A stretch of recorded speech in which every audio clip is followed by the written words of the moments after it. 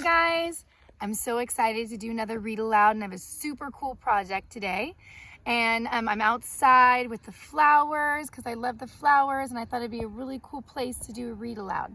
So first, I want you guys to crisscross your hands and make a heart, and then put your heart on your heart.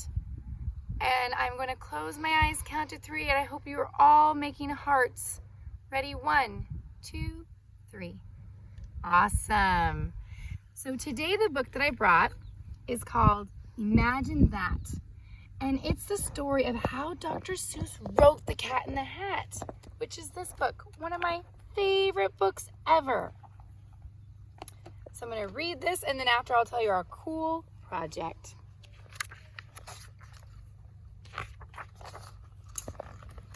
"1954 was a great year to be a kid. There were 5-cent donuts and 1-cent lollipops. Rock and roll just hit the record shops. Bookstores brimmed with exciting new books like Charlotte's Web, The Lord of the Rings, and Horton Hears a Who. I love all of those. 1954 was a great year to be a kid, unless you were trying to learn to read. For some reason, first graders weren't making the leap from reading a few words to reading a whole book. Grown-ups were stumped. What could the problem be? Kids knew the answer. School readers were just plain boring. A famous writer named John Hersey agreed with the kids. He had an idea for solving the problem and wrote about it in Life magazine. What kids need was a beginning reader so exciting that they couldn't stop turning the pages. Who could write a book like that? Only the funniest children's author in the land. Dr. Seuss. There he is. Dr. Seuss, we insist. Won't you please write a book that no kid can resist? P.S. Use the words on this no-nonsense list. So here's all the words that the first graders needed to learn that Dr. Seuss needed to put in the book. Ted, as he was known to his friends, that's Dr. Seuss's name, had already published 9 big picture books. Books like If I Ran the Zoo and Scrambled Egg Super and Thidwick the Big-Hearted Moose. They were funny and kids loved them. But could he write and illustrate? That means also draw the pictures. A first grade reader? Of course, a short little book like that would only take 1 or 2 weeks. Or so he thought. Each morning after breakfast, Ted went upstairs to his studio.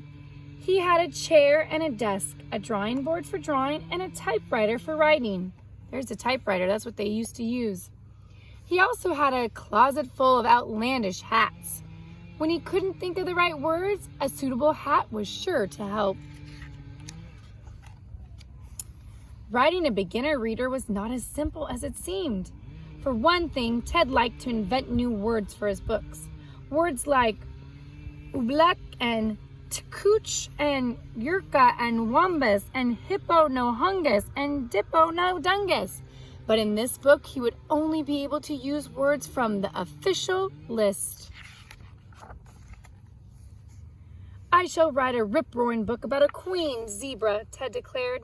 He checked the official list. Queen? Nope, not on the list. Zebra? Nope, not on the list. Maybe a book about a bird. I like birds. Bird? Not on the list. Oh, no! Ted glared at the list. He spied the word cat and he spied the word hat. Cat rhymes with hat, so I'll just start with that. He reached for his crayons and his colored pencils. The cat needed a whiz-bang story. Ted doodled, so that's like drawing little drawings. His stories often began with a doodle. He daydreamed. He tapped at the keys of his typewriter. He donned several hats as he sat in his chair and stared at the list. Look at him thinking. Cute, look at, there's the fish right there. In his head, Ted juggled the words on the list. Then he thought, why not let the cat juggle instead? He can juggle the stuff on the list. Yes, he can. He can juggle a rake and a book and a fan. He can juggle a fish and the fish won't like that. I will draw 2 nice kids to have fun with the cat. and 2 naughty things and a keen cleaner-upper. I think I'll get started tonight after supper. Yay, he came up with his idea. Ted pondered how kids learn to read. He had a hunch that easy rhymes and funny drawings would help them guess the words they didn't know. He used tricks to coax the readers to turn the pages. For example, he put the word bump in huge letters at the top right edge of the page of page 5. What made that bump sound?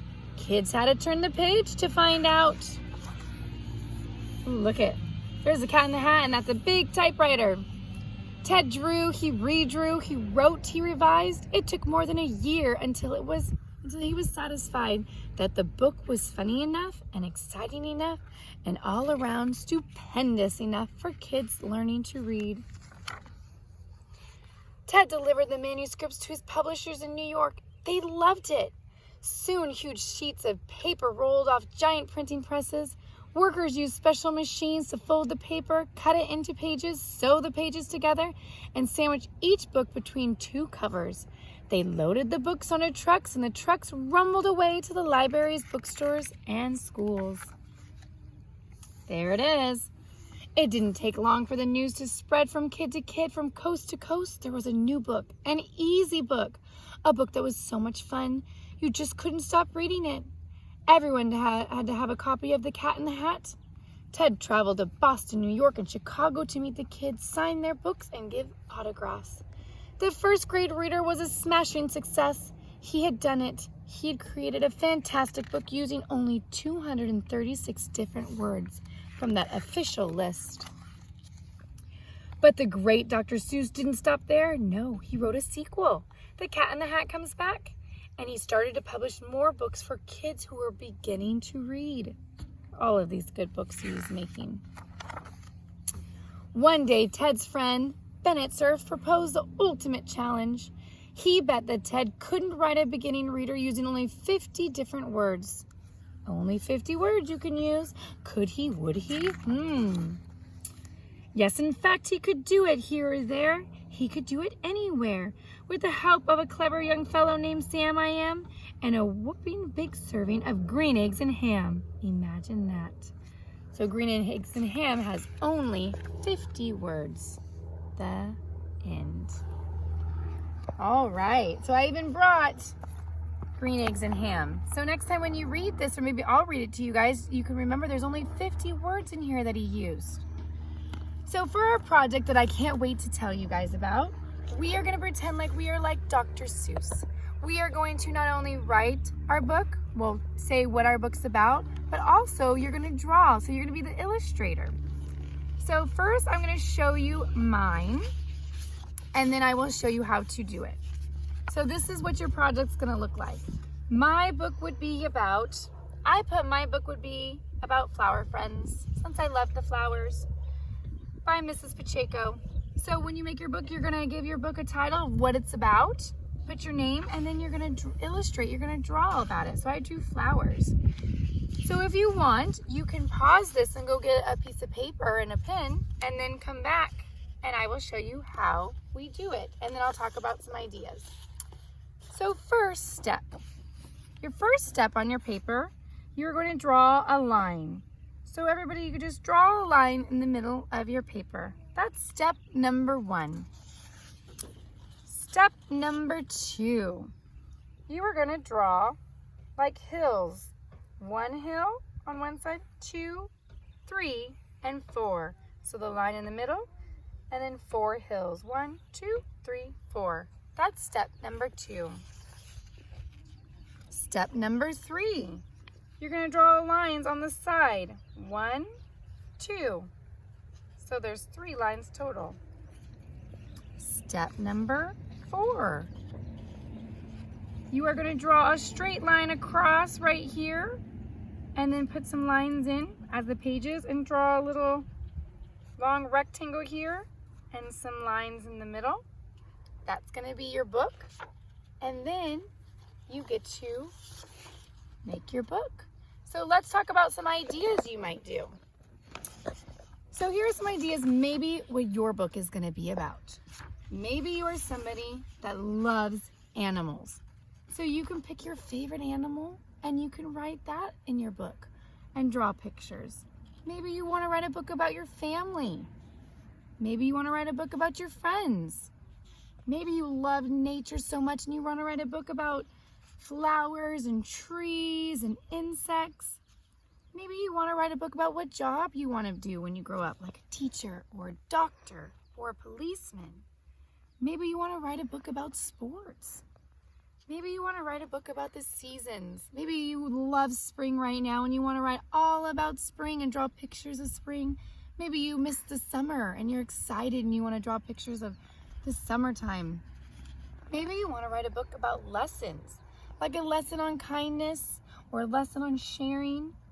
Maybe you love outer space and you want to make a whole book about outer space. Maybe you love going on adventures, so you want to write an adventure book. Maybe you want to write a farm book about different farm animals or a zoo book about different animals at the zoo.